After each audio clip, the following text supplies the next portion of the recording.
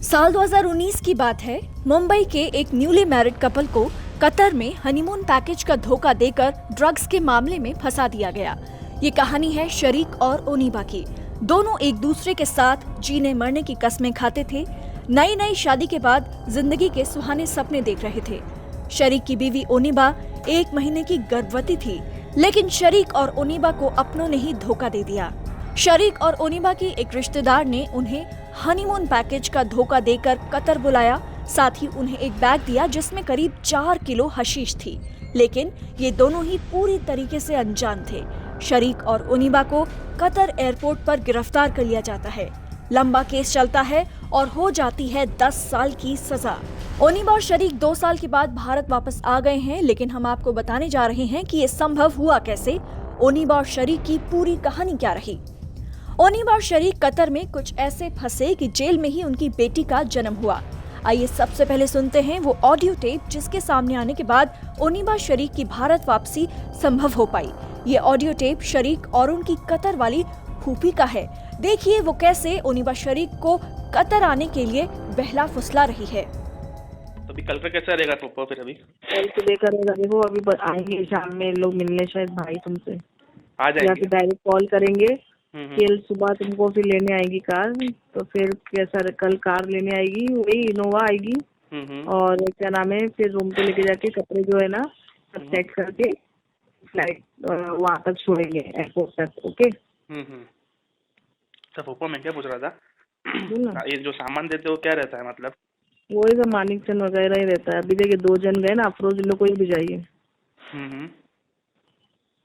उन लोग को मतलब अभी सब काम बहुत स्लो चल रहा है ना बेटा, पैसे सब कम ये कर दे रहे। तो जैसे बेचारे सबको चल, सबका बेचारों का रोजी चले यार, अल्लाह ताला। अपने को तो ऐसा ही है। मतलब मानिचंद वगैरह रहेगा? हाँ, वही रहता है मेरा बच्चा। उन लोगों को टेंशन नहीं है। देखो शरीक को अपनी फूफी की बातें कुछ अजीब लगी तो उन्होंने पूछा भी कि क्या बैग में कुछ ऐसा सामान तो नहीं जिससे उन्हें कोई दिक्कत हो जाए। खास करके शरीक ने गोल्ड के बारे में पूछा तो फूफी ने उसे समझाते हुए चुप करा दिया। मतलब मानिचंद वगैरह रहेगा? हाँ, वही रहता है मेरा बच्चा। उन लोगों को टेंशन नहीं है। देखो नहीं मतलब अल्हम्दुलिल्लाह बहुत अच्छे। मतलब ऐसा कोई ऐसा मतलब गोल्ड वगैरह ऐसा तो कुछ नहीं ना? मतलब ऐसा नहीं रे गोल्ड, अरे पागल, गोल्ड आने के टाइम लेकर आते कि जाने के टाइम कोई गोल्ड लेके जाएगा? इड़े नहीं, मतलब ऐसा पूछ रहा हूँ। तो नहीं, गोल्ड तो बेटा, गोल्ड तो अपन लेकर आते मेरा बच्चा। वहाँ से खाली हाथ आना है। अल्हम्दुलिल्लाह तुम लोग कुछ भी नहीं लाना है, एकदम फ्री होके आना है। नहीं, यहाँ से अल्हम्दुलिल्लाह कोई नहीं। 2 बैग रहेंगे, लेकिन बैग बेटा बराबर ध्यान में रखना। अपने बैग फौरन उठाने के, हाँ अपने बैग उठाने का है दोनों। और फिर अपने को सीधा सामने ही एग्जिट है ना? ये हाँ एग्जिट है, फटाफट निकल जाने का है। हाँ, अपने फिर वहाँ पर जो बॉम्बे और एयरपोर्ट जैसा तो नहीं है ना वहाँ पे? वो चेक करना पड़ता है? नहीं, अपने को कैसा है, वहाँ पर सीधा अपने को बैग जो अपन को जो अपनी चेकिंग हो क्या आती है, जैसे कैसे अपन डायरेक्ट जाते हैं ना, मशीन में जाते हैं वो है क्या? मशीन में अपना बैग जो आ जाएगा, डायरेक्ट बैग उठाए और चले सीधा सामने। डायरेक्ट बेल्ट पे आएगा, फिर बेल्ट से डायरेक्ट बेल्ट पे डायरेक्ट बेल्ट पे आएगा। अपने इस पे रखो, ट्रॉली तो निकल लो, सीधा सामने ही है। ये बॉम्बे इधर बॉम्बे एयरपोर्ट पे बॉम्बे जैसा नहीं है रे, अपने जैसा नहीं है, जरा भी नहीं है। बहुत अच्छा है। ठीक है, वो मैं पूछ रहा था। बॉम्बे जैसा थोड़ा पूछ लूँ क्या सामान क्या रहेगा। नहीं, मैं बताई ना, अल्हम्दुलिल्लाह टेंशन जरा भी नहीं लेना। बस पढ़ के अल्हम्दुलिल्लाह अपने निकल जाने का। अल्लाह का नाम लेके, कोई टेंशन नहीं बेटा। ओके। कतर की जेल में बंद होने के बाद ओनिबा ने मां को फोन करके बताया कि उनके साथ क्या हुआ है। कोई नहीं आया फोन, कोई आया ही नहीं। 2 दिन तक कोई फोन नहीं आया। उसके सास ससुर भी परेशान हुए और हम भी परेशान हुए। तो फिर 2 दिन के तीसरे दिन हमारे को एक फ़ोन आया कतर की जेल से, किसी अनजान लेडी का, कि आप ओनिबा से बात कर।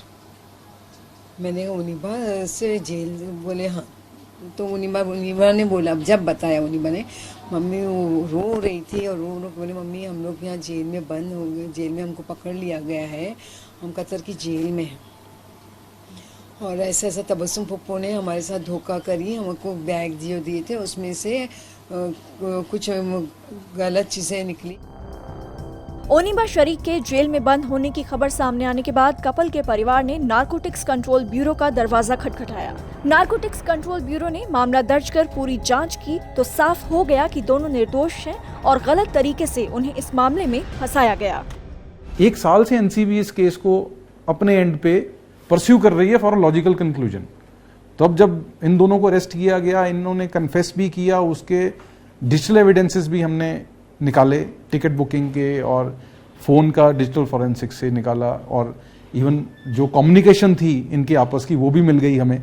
इसमें एक्यूज था, वो किसी और केस में अरेस्ट हो चुका था किसी मैटर में, तो उसकी वेट करने के लिए वेट करी गई कि ये जेल से वापस आए। ओनिबा शरीक मामले में नारकोटिक्स ब्यूरो ने भारत में जांच की और एक बड़े ड्रग्स सिंडिकेट का पर्दाफाश हुआ। एनसीबी के डिप्टी डायरेक्टर केपीएस मल्होत्रा ने बताया कि जांच में यही पता चला कि ओनिबा और शरीक को जरा भी अंदाजा नहीं था कि उनके हाथों में हशीश का भरा बैग है। में इनका जो सीजर हुआ, सीजर के बेस पे इनका अरेस्ट हुआ, बट वो कॉन्शियस पोजीशन उनकी नहीं थी, वो वहां पे प्रूव नहीं कर पाए। बट हम अपनी इन्वेस्टिगेशन से प्रूव कर पा रहे हैं कि उनकी कॉन्शियस पोजीशन नहीं थी। They were unaware of the fact कि वो एक 4 किलो हशीश का बैग साथ में लेके जा रहे हैं। एनसीबी ने इसके बारे में विदेश मंत्रालय से बात की। मामला कतर की कोर्ट में गया। कतर की कोर्ट ने नारकोटिक्स कंट्रोल ब्यूरो की जांच को सही माना और दोनों को बाइज्जत बरी कर दिया। और अब लंबी मशक्कत के बाद ओनिबा और शरीक भारत वापस लौट आए हैं।